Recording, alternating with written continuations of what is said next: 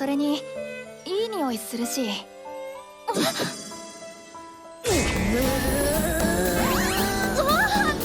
Recently, I did a video where one guy is forced to live with a girl, and then I thought, heck, why not increase things a notch and let the main character live with many girls? Yes, ladies and gentlemen, here are 10 anime where the dude gets to live with a harem inside his small, cozy Japanese house. Also, don't expect this to happen in real life, okay? It's not gonna happen. そういえばみつきちゃんもモノノベだよね。3年ぶりですね。兄さん。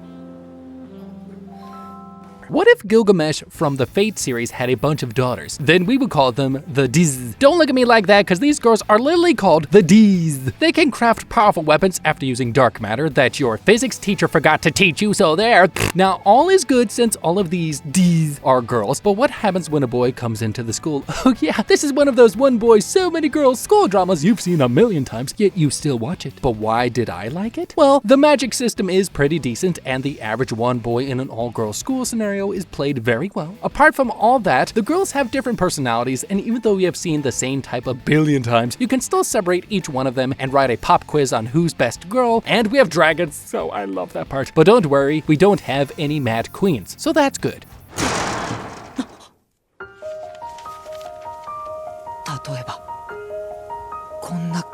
If you are not Hitler and don't want to see girls with heavy weapons, then turn to the slice of life genre and enjoy something much more calming. Oh wait, if it's the dormitory of this anime we're going to speak of, things are never going to be silent. But what's ironic is that the main girl is the most silent one out of the whole bunch, and all she needs is a calm and quiet place to enjoy the books she keeps reading forever, like she never stops reading. Why? But where's the tension in that? So the anime producers thought, heck, let's add the most eccentric personalities and crank up the tension up a lot. But all jokes aside, what I need to appreciate is how the anime paces things out nicely. When you have a ton of characters but only 12 episodes, things tend to get rushed, but the writers had a way of balancing everything and giving 12 wholesome slice of life episodes you'll carry to your grave and be happy about it.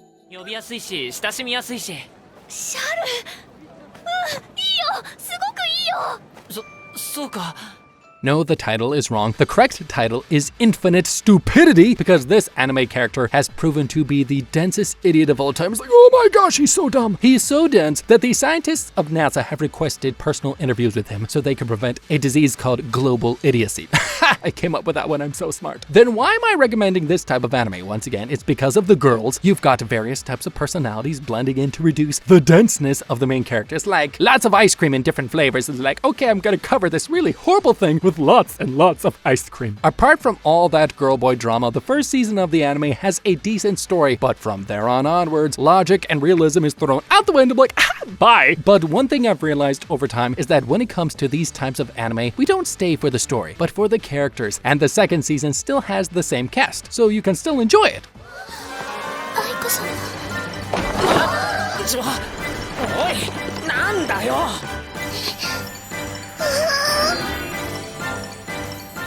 Oh yes, ladies and gentlemen, here comes the guinea pig. But the pig has a fetish for men muscles. Okay, let me back up and explain things a bit. There's a one all-girls school, and the girls barely know anything about the outside world. Seems familiar? Wait, it gets even more familiar. So these girls bring in a boy so they could learn about the outside world from him.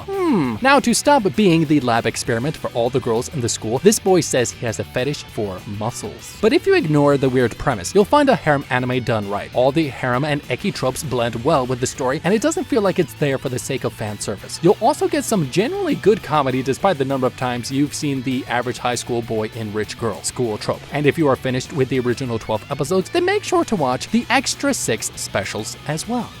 最近ちょっと胸が。キツネ？あのですね。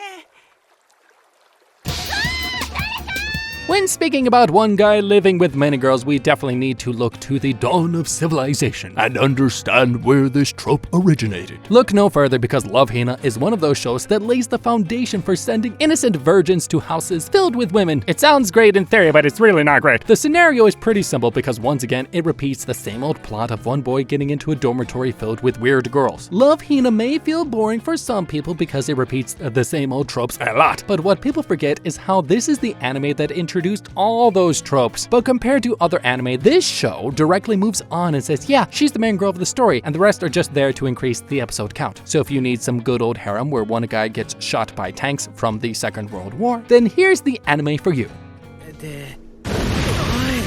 見てますか？卑劣なり神聖なる赤霊の戦いを汚す輩め。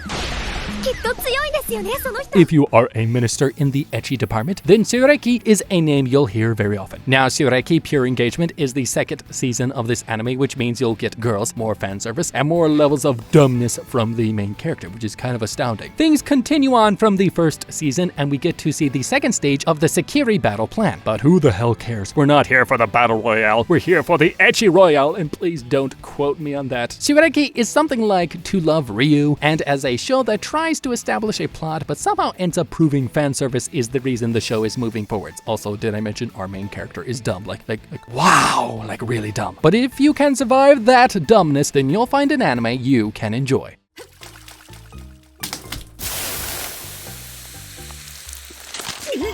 急いで皿が溶ける前に口の中へ。俺よりも皿を心配している。 No, you don't meet the Night King in this one, but hey, this is anime, so we get girls. Yes, the anime starts with one girl, then another girl joins in, and then the previous girl's guardian joins in, and then some stuff happens. More girls join in. Wait, did I mention our main character has reincarnation powers? Yes, he also dresses as a girl, so there's that. Once again, if you question the philosophy of the anime, you shouldn't be watching this video. Korewa zombie Desu ka, or is this a zombie once again, goes in the harem route, but compared to other harem anime, this has an actually interesting main character. He isn't the peak of harem characters, but he's still better than others. The story is also pretty decent, and each arc introduces a new mystery. Even though the realism and action scenes can get out of hand at some point, I feel like Korewa Zombie Desuka is an interesting ride everyone must experience at least once. It's kind of like going to Disney World. Like, just go at least once, experience it, and be like, oh great, I'm on the surface of the sun frying for hours for a ride. You know, just do it once. 振りたくなんかない。とはいえ、彼女のことも裏切れない。だから、もし許されるなら。 I did a full video about this explaining how this is the trashiest masterpiece of all time. But in case you don't want to spend 8 minutes of your precious time and help me gain some more revenue, then here's the plot in basic. Dude exists, dude gets girl, dude gets confessed by another girl, dude wants both girls, dude gets both girls, dude lives with the girls, but dude doesn't want the third girl. But just explaining the plot won't help because this is one of those shows that you should experience yourself. You've got a dumb but energetic main character, a tsundere with gender issues, and that shy, innocent girl who's only good at cooking. Seriously, there will be a point when the logic of this anime will destroy your brain cells, but if you have been watching harem anime, I'm sure half of your brain cells are already destroyed, so ha, you're fine. はわ、これが今時の中学生流スキンシップ？いや、違うと思いますけど。 This anime is a visual masterpiece that should be placed in the museums so future generations know what anime in 2021 looked like. All jokes aside, the mother of the goddess dormitory is only good at 2 things, but excels at those 2 things really well. What are those 2 things? Characters and plot. Yes, all the caps, plot. Mother of the goddess dormitory is not a serious anime. It's some anime you can watch while you're chilling in a hot afternoon. But the funny thing is that all of these characters are great. Not great in terms of character development and originality, but great in terms of enjoyment. Each of them have interesting quirks that makes the cast lovable, and since the main character isn't one of those generic idiots you see in every harem anime, you can actually see how he plucks girls one by one while getting beaten by his childhood friend. So it's pretty cool. 頭！